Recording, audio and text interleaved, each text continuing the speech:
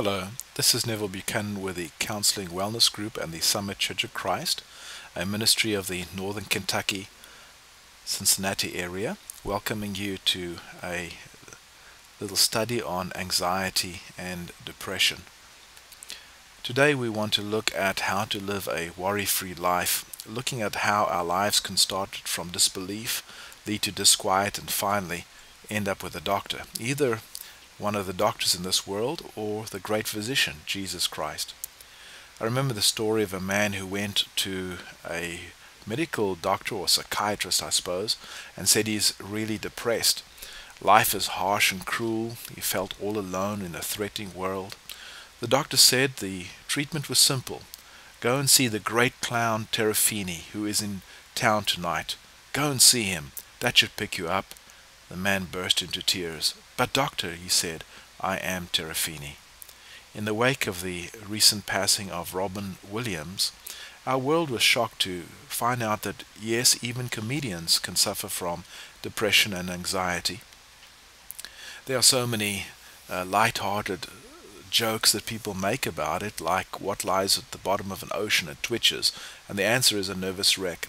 And these just seem to downplay the idea of how serious anxiety really is. Arthur Summers Roach said, anxiety is a thin stream of fear trickling through the mind. If encouraged, it cuts a channel into which all other thoughts are drained. Throughout the Word of God, we see Jesus encouraging us through the Word to not worry. 365 times the Bible says at least, fear not, and then always points us towards faith. When we begin where anxiety begins, which is disbelief, we find that there's a real battle going on in our minds. The Hebrew writer says in chapter 3 verse 12, reading from the English Standard Version, "Take care, brothers, lest there be in any of you an evil, unbelieving heart, leading you to fall away from the living God." The first thing we notice is we need to take care. We need to understand that there is a real battle going on, and that if we don't watch out, we'll see that the enemy will engage us in a warfare and we will lose. However, we can take this warfare seriously and something good might happen. Verse 14 says, "For we have come to share in Christ, if indeed we hold our original confidence firm to the end." Paul puts it this way. He talks about a good fight, having kept the faith, and fight the good fight of faith. We really are engaged in a life and death struggle when it comes to our soul. And the devil would like to focus us on fear, guilt, and anger instead of faith, hope, and love. Fear has an opposite in faith. And so whenever you do feel that you are anxious, you should look towards your belief and see what you can do. I remember the story of a young boy coming to his father and saying, "Dad, where did I come from?" "Well, son," the dad said, and he started in Genesis, "you came from Adam and Eve."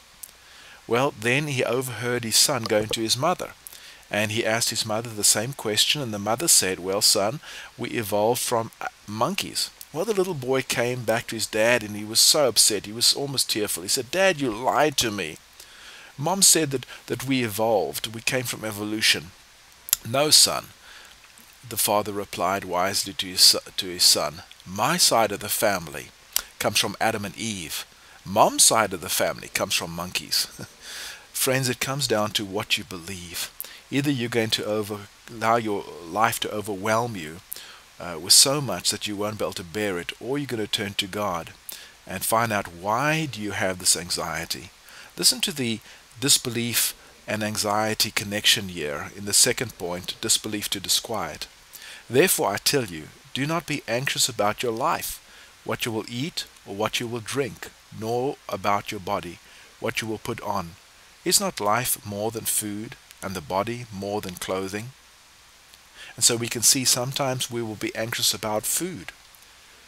And then we go on, verse 27, "And which of you, by being anxious, can add a single hour to his span of life?" And so then we go from food to fitness, worrying about life. Worrying about our health, in other words. Verse 31. Therefore do not be anxious, saying, what shall we eat? Or what shall we drink? Or what shall we wear? Therefore do not be anxious about tomorrow, for tomorrow will be anxious for itself. Sufficient for today is its own trouble. And so we move from being anxious over food to anxious over fitness to anxious over our future. And we can see there that we can be anxious over our finances, which can give rise to so many things like coveting, greed, hoarding, and so on. If you look at what the average person focuses on, instead of focusing with faith on God, the average person will focus 40% of the time on what will never happen, 30% of their time on the past that can't be changed, 12% of their time on things about criticism by others, mostly untrue, 10% about health, which gets worse with stress and with time, and 8% people will worry about real problems that should be faced and dealt with.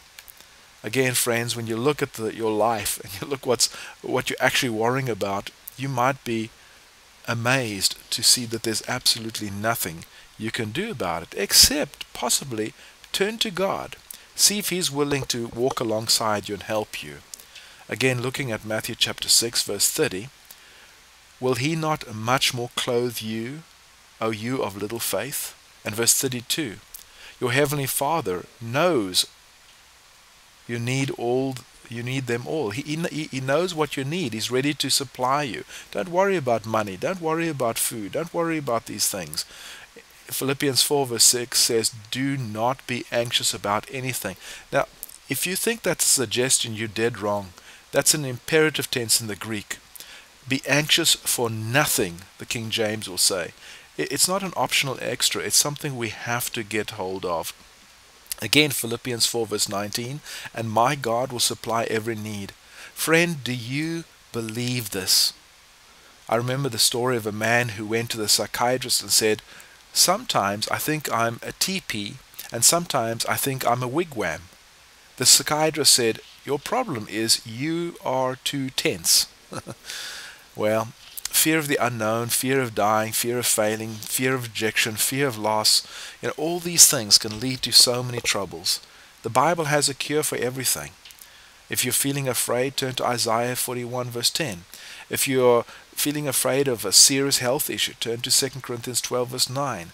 If you are facing an opponent, turn to Romans chapter 8 verse 31, or so many other scriptures. There was a time when a psychology professor was giving an oral test speaking about manic depression. She asked, how would you diagnose a patient who, screaming at the top of his lungs one minute, then sits in a chair weeping uncontrollably the next? A sports-minded young man held up his hand and said, Professor, I believe he's probably a basketball coach. When it comes to diagnosing depression and anxiety, it is complex, and yes, sometimes there is a mineral imbalance, and you will not overcome it without proper medication. But I would suggest that if you would seek a permanent solution, even if you have to be on medication the rest of your life, please look towards the great physician. Without counseling or without the wise counselor working with you, I'm not too sure if you'll ever make it. He says He wants to walk alongside of you. He says He wants to take your load. And He promises you that He's able. Won't you give Him a try?